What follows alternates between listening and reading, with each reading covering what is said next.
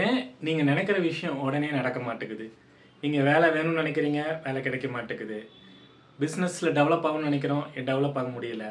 நம்ம ட்ரீம், நம்மளுடைய கனவுகள் ரொம்ப பெருசாக இருக்கும். ஆனால் அந்த கனவுகளை நோக்கி போகிறப்ப அது குயிக்காக நடக்காததுக்கு காரணம் என்னென்னா, நம்ம எப்போ பார்த்தாலும் அந்த சிந்தனையிலே இருக்கிறதுனால யூனிவர்ஸ் நமக்கு பெருசாக ஹெல்ப் பண்ண முடியல. யூனிவர்ஸ் எப்படி இயங்குதுன்னா, யூனிவர்ஸ் எப்பயுமே நமக்கு சர்ப்ரைசஸ் தான் கொடுக்கும். நம்ம லைஃப்பில் நீங்கள் பார்த்தீங்கன்னா, நீங்கள் எதிர்பார்த்துருக்கவே மாட்டீங்க. எப்பயுமே நீங்கள் எதுவுமே எதிர்பார்த்துருக்க மாட்டீங்க.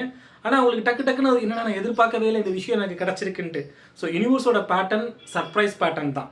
இப்போ ஃபார் எக்ஸாம்பிள், உங்களுக்கு ஒரு பர்த்டே செலிப்ரேஷன் நடக்கிறப்ப, உங்களுடைய ஃப்ரெண்ட்ஸ் உங்களுக்கு கிஃப்ட் கொடுக்குறப்ப, உங்களை சர்ப்ரைஸ் பண்ணுற மாதிரியான கிஃப்ட்ஸை கொடுப்பாங்க. அதாவது பல லாஜிக்கலாக அந்த கிஃப்ட் வந்து என்னென்னா, உங்களால் கிரகிக்க முடியாது. நீங்கள் லாஜிக்கலாக எவ்வளோ திங்க் பண்ணாலுமே அது கனெக்ட் ஆகாதபடி உங்களுக்கு தெரியாமல் வந்து கிஃப்ட் கொடுப்பாங்க. அதே மாதிரி தான் யூனிவர்ஸ். உங்களுக்கு ஒரு விஷயம் கிடைக்கிறப்ப அந்த விஷயத்துக்காக நீங்கள் ஸ்ட்ராங்காக நினைக்கணும், திங்க் பண்ணணும். ஆனால் ப்ரெசென்ட்டில் திங்க் பண்ணணும். பாஸ்ட்லேயும் திங்க் பண்ணக்கூடாது, ஃப்யூச்சர்லேயும் திங்க் பண்ணக்கூடாது.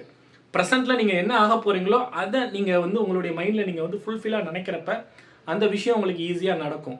அதனால தான் உங்களுக்கு டிலே ஆகுது, சில விஷயங்கள் தடையாக வருது. நீங்கள் நினச்சிட்டு விடுங்க, நீங்கள் சைலண்ட்டாக இருங்க, நீங்கள் மௌனமாக உங்களோட வேலையை மட்டும் பார்த்துக்கிட்டே இருங்க. உங்களுக்கு எந்த விஷயம் நீங்கள் நினைக்கிறீங்களோ அது உங்களை தேடி தானாகவே உங்ககிட்ட வர ஆரம்பிக்கும்.